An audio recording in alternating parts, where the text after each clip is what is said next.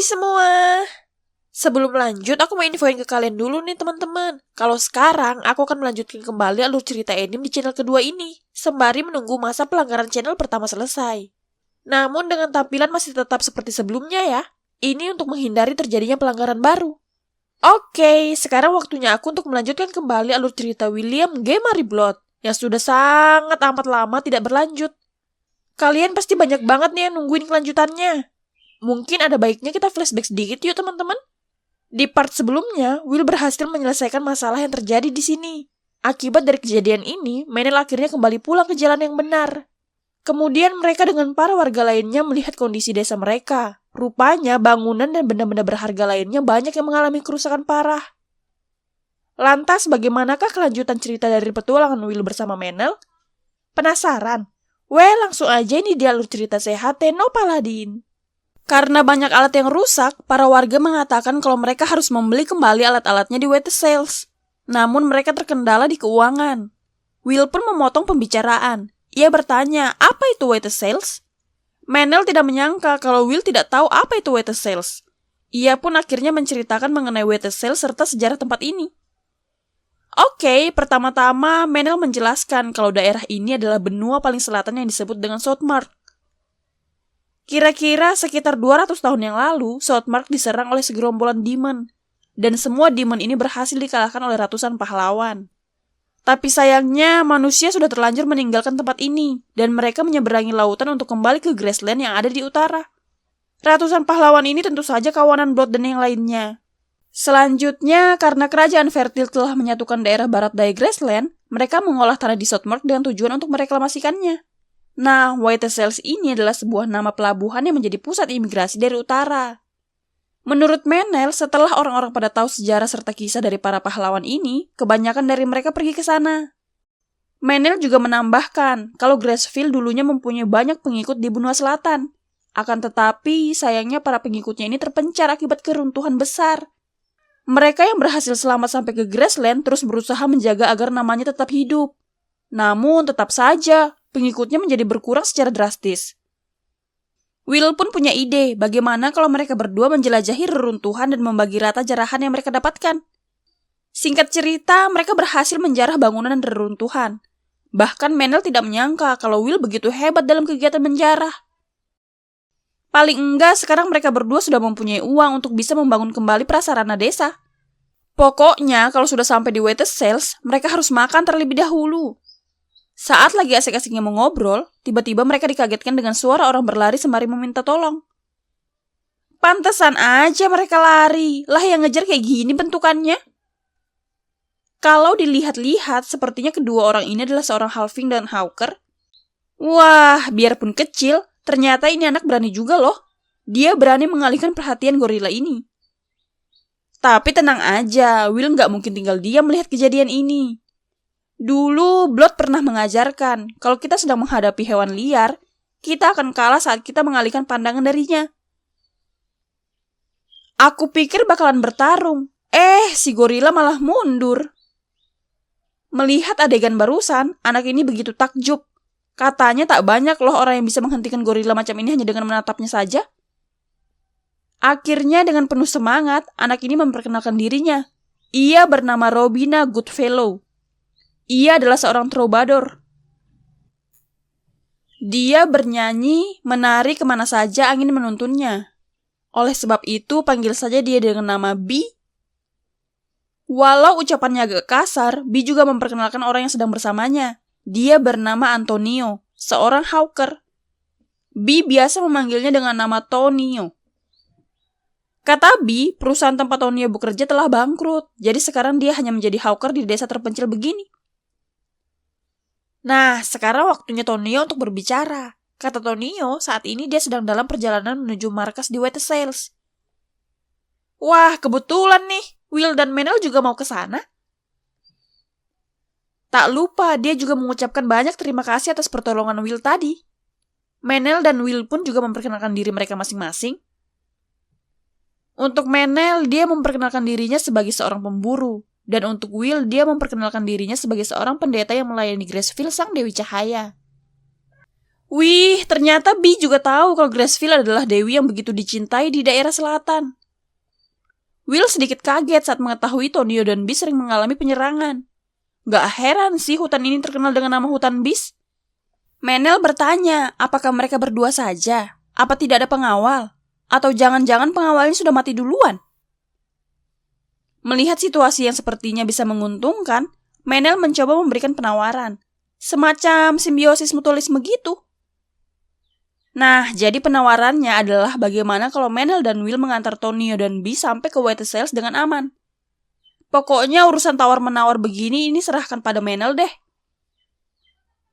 Terus sebagai gantinya, Tonio dan Bi harus mau membantu Will dan Menel dalam urusan mencari barang nanti. Tonio langsung dengan senang hati menerima tawarannya.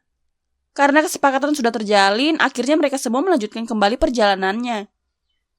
Walau pertemuan mereka baru sebentar, tapi Tonio dan Bi bisa langsung akrab dengan Will. Ya wajar sih, soalnya Tonio memiliki sifat yang lembut dan pandai mendekati orang lain.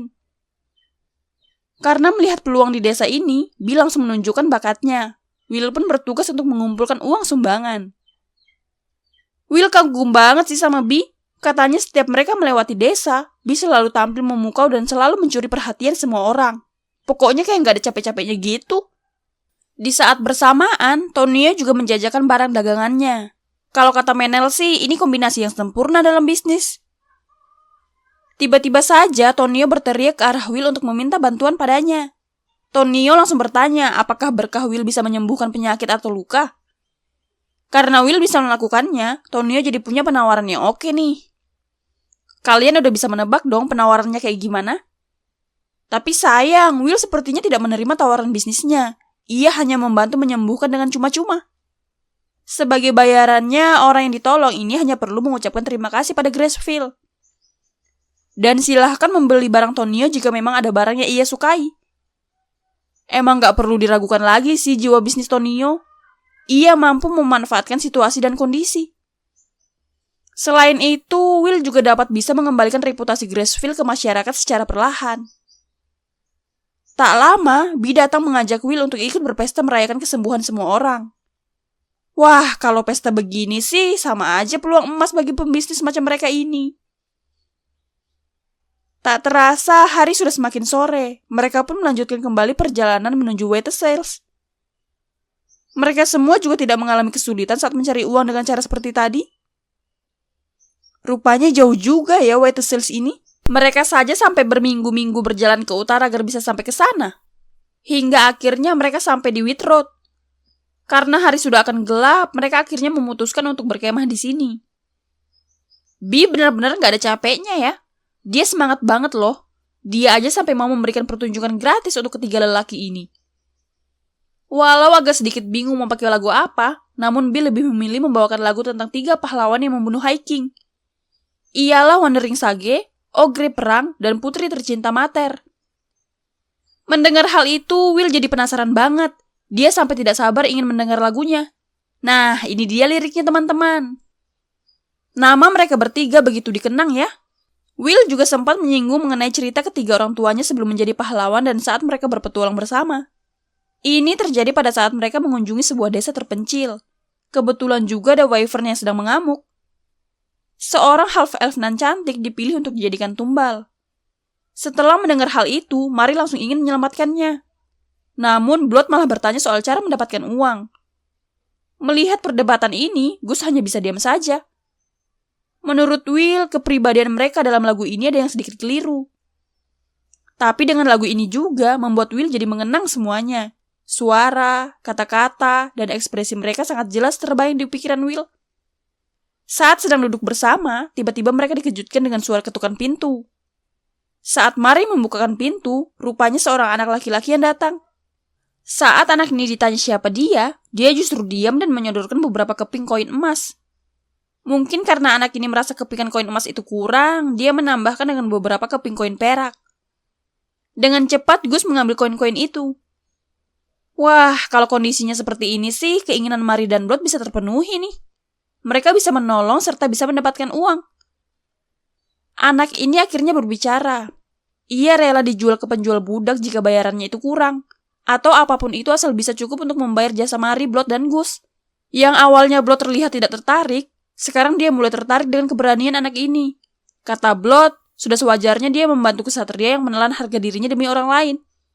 Saat Wyvern akan mendekati si tumbal, dengan cepat Gus menggunakan sihirnya untuk mengikat Wyvern. Yang menjadi tumbal di sini ternyata adalah si Mari. Dia juga langsung menggunakan kekuatannya. Ketika Wyvern sudah tidak bisa berkutik, saat itulah Blood datang untuk menghabisinya. Selanjutnya, mereka berdua mengatakan kalau mereka sudah tidak bisa tinggal di desa ini lagi. Mereka akan mengambil jalan lain. Setelah mendengar keputusan mereka berdua, Blood langsung memberikan sebuah senjata ke anak ini. Senjata ini juga bukan senjata sembarangan, soalnya Gus telah mengukir kata-kata sihir di senjata itu. Mereka semua akhirnya berpisah. Kedua orang ini pergi ke kota, dan Mari serta Blood juga Gus melanjutkan kembali perjalanan mereka mencari petualangan baru. Kata Bee ada kelanjutan dari cerita tadi. Sekarang ini, half-elf yang ditolong tadi sudah berumur sangat tua. Tapi dia masih tetap menunggu di mansion miliknya. Ia percaya kalau akan ada seseorang yang datang padanya serta mengetahui kata sandi itu. Itu semua dilakukan agar bisa mengembalikan uang pinjamannya dahulu dan mengucapkan banyak-banyak terima kasih. Tak terasa, Will hanyut dalam cerita ini. Dia begitu bahagia setelah mendengar cerita tentang ketiga orang tua undead-nya. Keesokan harinya, Will berlatih sembari memikirkan tentang half-elf ini. Menurut Tonio, Will ini terlihat sangat misterius. Ia belum pernah bertemu dengan orang seperti Will ini. Will kuat, ia punya keberanian, baik hati, terdidik, serta tidak kekurangan uang.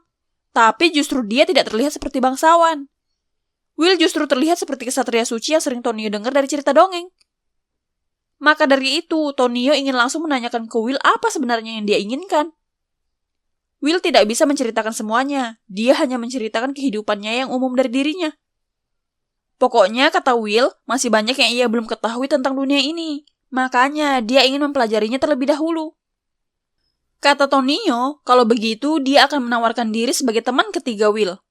Kenapa ketiga? Karena Menel dan Bee pasti marah saat tahu Tonio melangkahi mereka untuk menjadi teman Will. Akhirnya mereka semua pun makan bersama. Wah, Tonio selain pandai dalam berdagang, dia juga jago dalam memasak. Setelah selesai makan, mereka semua pun melanjutkan kembali perjalanannya. Di tengah perjalanan, Tonio menceritakan kondisi daerah Wetesel saat ini. Awalnya Wetesel mengalami sedikit masalah dalam pemerintahannya. Namun berkat saudara raja yang berbeda ibu dikirim ke Wetesel adalah seorang pria yang bijaksana, pemerintahan Wetesel masih bisa terus berjalan. Tak terasa, mereka akhirnya sudah bisa melihat kota Wetesel. Wah, di next video kita bakal disuguhkan cerita Will saat di kota Wetesel nih teman-teman.